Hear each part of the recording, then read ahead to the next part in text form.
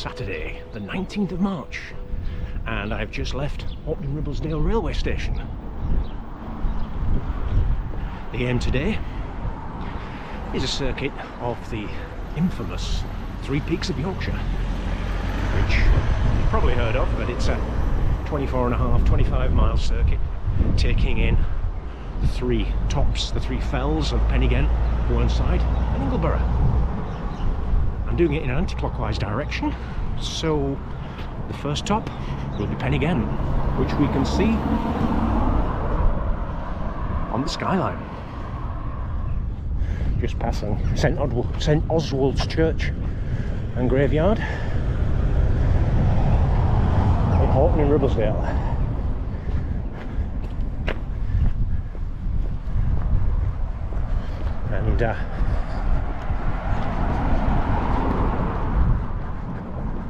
And there's a good look at Pen-y-Ghent.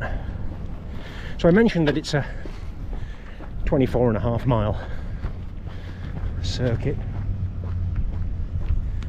I remember trying it with my dad. The first time would have been 1984, and in those days there was the Three Peaks Cafe in the centre of Horton-in-Ribblesdale, which is closed over the last few years, and you used to have a kind of a punch in, punch out, so you could register your clocking on and clocking off at work.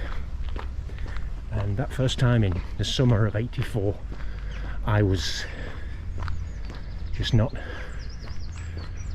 fit enough, not strong enough to do 24 miles in 12 hours on that kind of country. Too much for me. So wisely, my dad left me at the Hill Inn, which is in between peaks 2 and 3, and he finished the circuit, jumped in the car, came and picked me up. So I had all those extra lemonade shandies while he did the hard work of finishing Ingleborough. I completed the circuit several times after in '85, '86 and so on, but I always remember the tiredness. I think my legs have almost recovered in 38 years.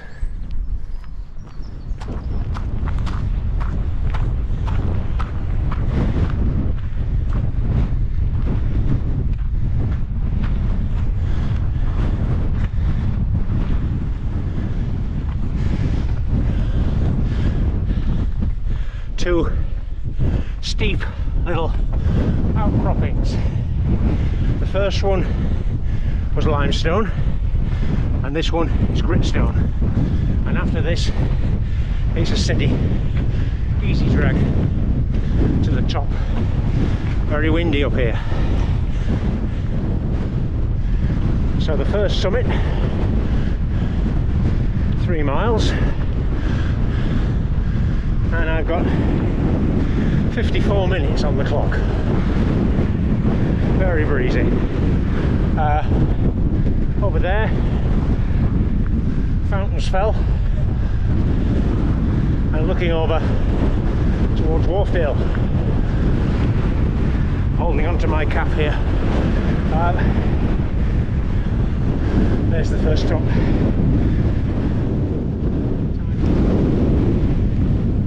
So I'm just trotting part of this Pen-y-Ghent descent. Hello. And we should get a good view over towards, let's just have a quick stop. That one is the third peak, Ingleborough. The second one is Whernside there. So the connecting section between Pen-y-Ghent and Whernside is sort of 6 or 7 miles. Undulating stuff. In the 80s it was incredibly boggy. The route took, it crossed something called Black Dog Moss, which was even at summer you could be thigh deep in that. But nowadays they've detoured it and there's erosion control in places.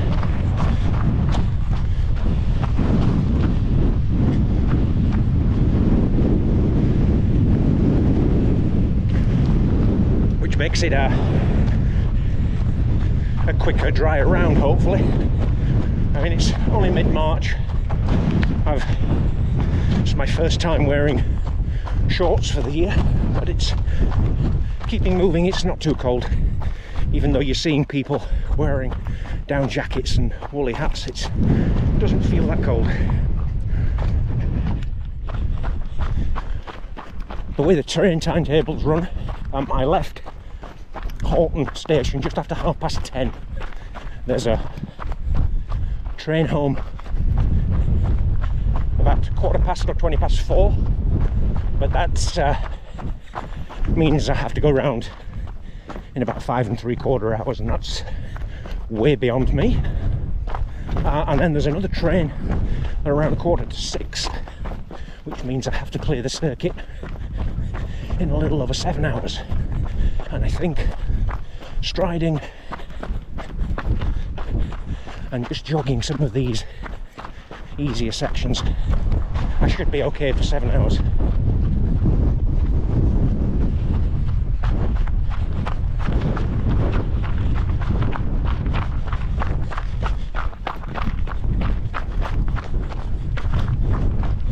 Hi. Hey, are you right?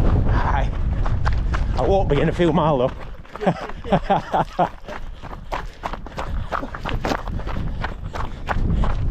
There is an annual fell race traditionally held at the end of April, which links the Three Peaks. It's a slightly different course to this standard walking one. They open up 1 or 2 private routes for the race, so it's around a mile shorter, but it's a hotly contested fell race. My dad did the fell race in 1969 and 1970 when it was sponsored by the Daily Mirror, and hello. Right. Hiya. You get us on film then? I did. Your check's in the post. And I ran it in 1995, and I believe the photograph I'm putting up soon was taken just a few hundred yards ahead of where I am now.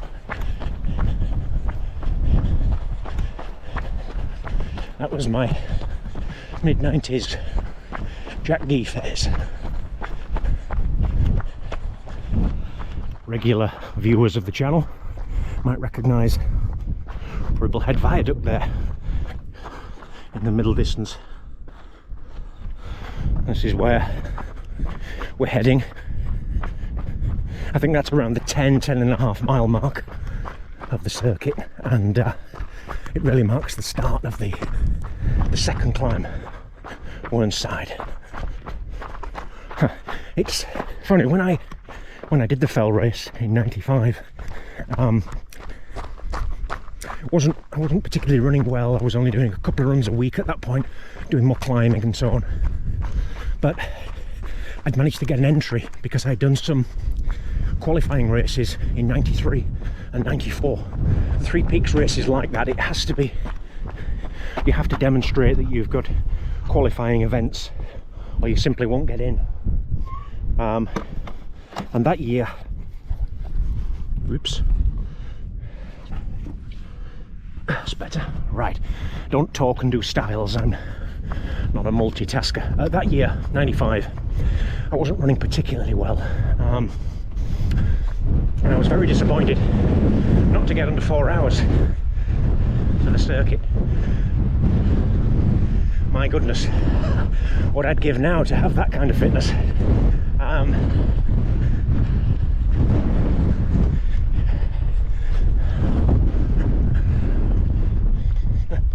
I've got the wind blowing me along quite nicely at the moment. It's going to make the final climb of Ingleborough a little tougher, and the final descent to Horton is going to be a headwind, but let's worry about that in due course. And there is the long-awaited Ribblesdale Viaduct. I've got 10.7 miles, 10.75 miles.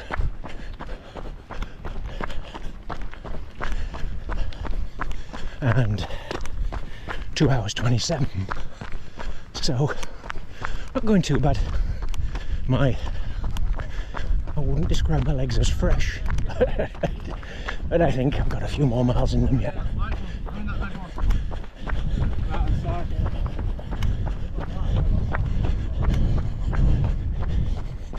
I think it should get me at Whernside,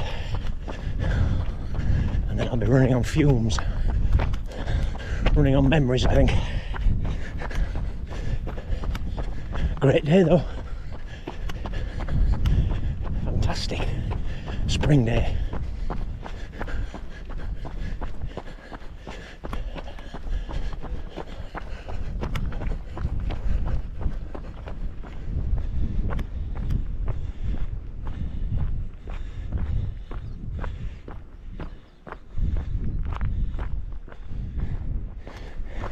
Thirteen and a half miles, about 11 to go.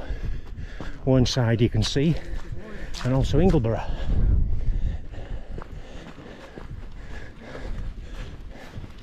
Aye, aye. I do. So again, not doing too bad. 3 hours 9 on the watch. I got a bit of indigestion from trying to eat, drink and jog at the same time. I can get away with all that kind of thing on a bike, but I forget just how much bouncing is involved when it comes to jogging. Still, I can walk it off now. Approaching the summit of Whernside now.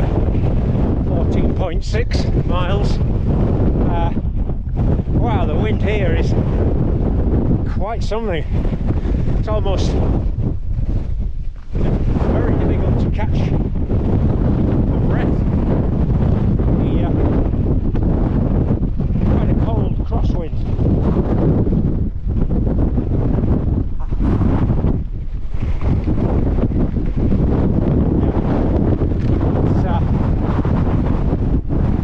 Staying upright at times, trying to run this and all.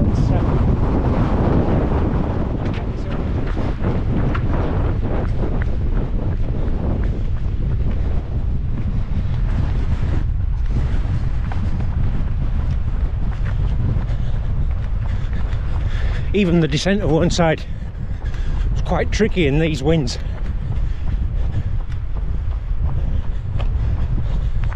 The places it was safer to walk. I've got 16.8 miles, so it should be less than 8 miles to go. Hooray! Except we've got to go over Ingleborough.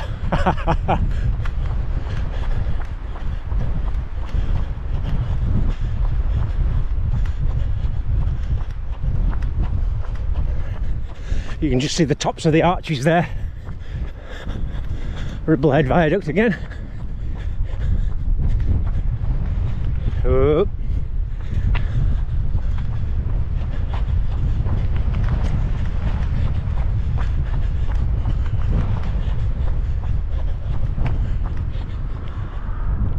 You can see here the old hill inn, which dates to the 17th century. That was the place where I called it a day in 1984 and hauled up drinking grapefruit and lemonades until my dad, I'm not sure if I ran up a tab or I was left in charge of a £10 note or something, but yeah, there it is.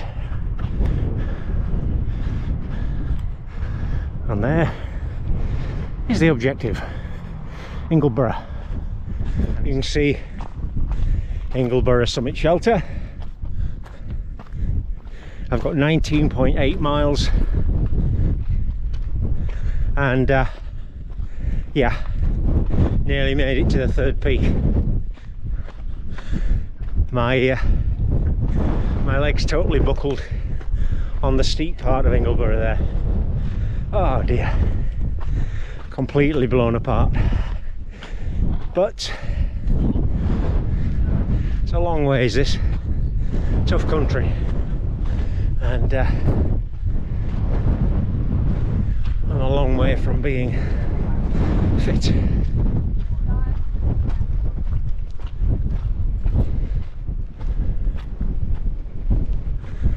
It's a damn fine circuit though. If we pan over there, you can see Whernside, a glimpse of the Howgills behind, all featured on previous videos of course.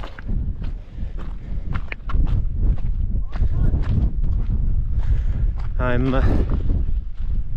just feeling the cold a little bit, certainly on my head. This wind is, with it being southeast or east southeast, there's quite a nip to it.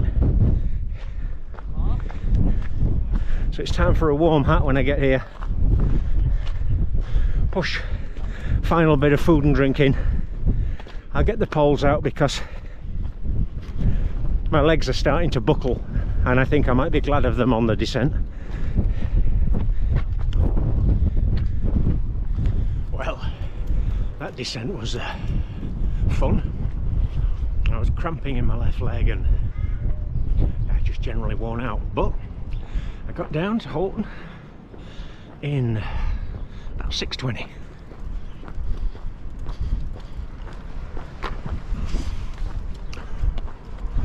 Time in hand for that train that I mentioned. I suppose if I'd been half an hour quicker, I could have caught the earlier one, but no, I'm like I said a long time ago, I'm a long way short fitness wise to be able to cruise around in 5:45 or something.